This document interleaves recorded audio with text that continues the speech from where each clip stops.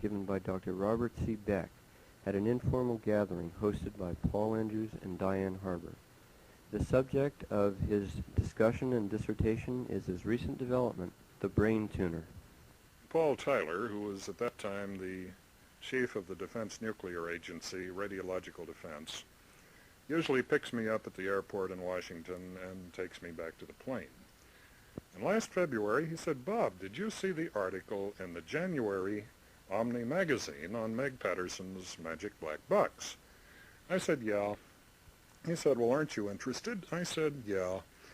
He said, "Well, while you're out in California at that time," he said, "why don't you look her up and see if there's anything we can do for her to get this thing broken loose and into the mainstream." Now, this was an honest effort by Paul Tyler, who attends all of these conferences, to be of assistance to Meg, because he was aware of the work that she had done with I4 Capel at the Curie Institute and a number of other workers.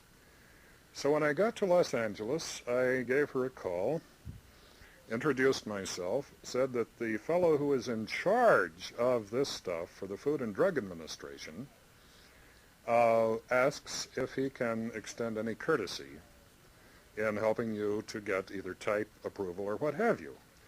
She said, "Well, I cannot talk to anyone. I have contractual arrangement with the NET, Neuroelectric Therapy Group, and at that time they were near the John Wayne Airport, but under the circumstances we can call a meeting." Well, this was perhaps one of the most remarkable meetings I've ever attended in my entire life. At one end of the table was the principal investor, who at this time had raised about $3.5 million to develop the black box brain tuner, the neuroelectric therapy device. There were three of the staff scientists and the president of the financial company called TLC. No, very bad analogy. It was, the middle word was Leverage Corporation. I think it was Turner Leverage Corporation or something. It had nothing to do with tender loving care. Meg had been brought to this country in August of 1981 to develop a device which had been built for her by Shackman Instruments in England, which was an outgrowth of the original Wen work. And I brought some of these instruments here in case we have any technical types to actually show you what they look like. The history of this is that Meg Patterson, while working as an abdominal surgeon at the Tung Hua Hospital in Hong Kong, had come across Dr. Wen, W-E-N, and his use of electroacupuncture for anesthesia. And Dr. Wen had discovered, quite accidentally, that many of his patients were on heroin. At this time, 1970 to 72 in Hong Kong, a $500 a day habit in the United States would cost less than a pack of cigarettes in Hong Kong. And about 20% of the gross population that would go through the Tung Hua Hospital in Hong Kong, Kowloon, were heroin addicts. So doing hundreds of surgeries a month, a certain percentage of these people who were heroin addicts began to report, "I'm not feeling any discomfort. I don't have withdrawal pains. I seem to have an altered state." They would go back on the street after surgery, get a fix from their usual mother, and find that the fix had not given them the same effect. There were a number of fights because they thought their heroin was being cut, etc. But it was a very interesting political situation. So Dr. Wen did what any cool scientist would do. He began doing rat studies. Now, mega rats. Right. I'll digress for a moment here and say that heroin, or opiates as a class, opium, morphine, heroin, and a number of the synthetics that are manufactured in the ethical pharmaceutical houses, simply overload the body's production of normal endorphins. Beta endorphin was discovered around 1975 as a painkiller that the body manufactures that is about 100 times as effective as morphine as a painkiller. When you don't have it, you get the aches and pains, the withdrawal, the stomach cramps, the nausea, the insomnia, all of these horrible things that attend withdrawal. When you give your body massive doses, or even small doses in the beginning, of any of the opiates, the part of the brain that says build neurotransmitters simply says shut down. We have too much. So when you get off of the substance, when you try to kick it cold turkey, the body is in agony because those little factories in the brain simply don't produce the endorphins. The word endorphin comes from endogenous, orphan after morphine. It simply means endogenous or built-in morphine. About 5 or 6 years ago, there were some 40 known neurotransmitters, serotonin being one of the most famous. At this time, there are over 2,000 that have been identified, and they're still counting.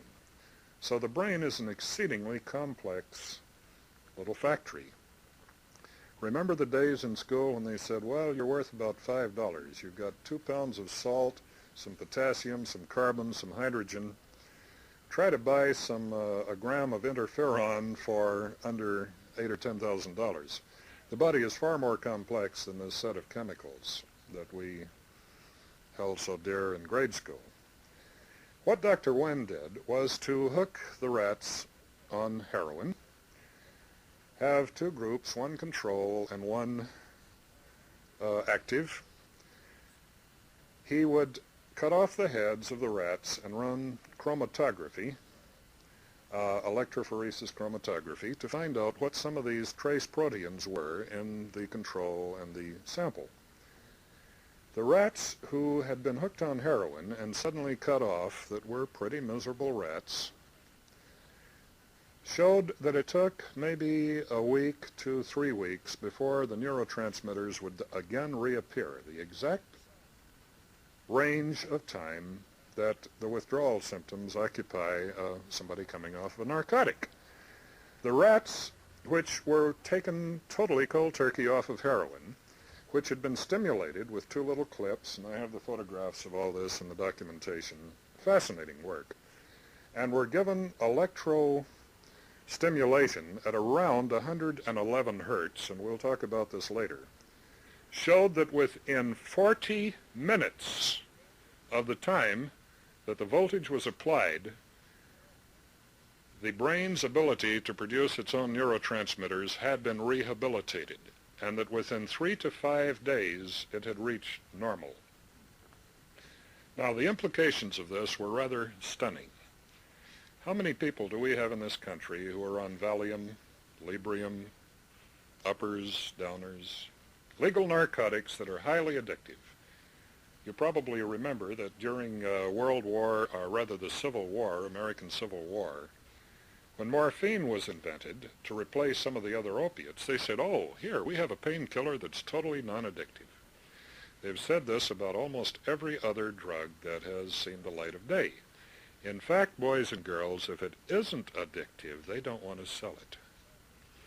Did you realize that there is a $13.6 billion legal pharmaceutical trade in mood-altering drugs such as Valium and Librium, and that there is about a $20 billion market from the same drug manufacturers in the United States that export it to Mexico, where they do not have these tight pharmaceutical controls, prescription, which comes back onto the streets of the United States. That is close to $36 billion a year at the retail level. Now, nobody wants to interrupt this trade. Tobacco, which is 4.5 times more addictive than heroin. This study was done here at the Veterans Administration Hospital, Sepulveda, by Dr. Krover in 1974. It had been found that GIs coming back from Vietnam, who had several habits, tobacco, heroin, others, could be gotten off of heroin within 72 hours to a week, but it was almost impossible to get them off of tobacco. So a study was done which established that the withdrawal time on tobacco could run up to 2 years. that it was 4.5 times more physically addictive than heroin. This is hardcore scientific data. Would you like to see the American tobacco industry stop paying taxes? Their net is around $27 billion a year. Now, if we look at the liquor industry, where 90% of the drinking, the alcoholic consumption in dollar volume, is consumed by 10% of the drinking population, these are big dollars. People ask why these devices are not exactly legal in the United States. Well, getting back to the story, we came to this conference table hoping to exchange some information. I passed along to Meg and the rest of the people who must remain nameless, but this is thoroughly documented, the fact that Paul Tyler was willing to assist this group in getting this device going. Now, she had been in this country since August of 1981. They had raised 3 1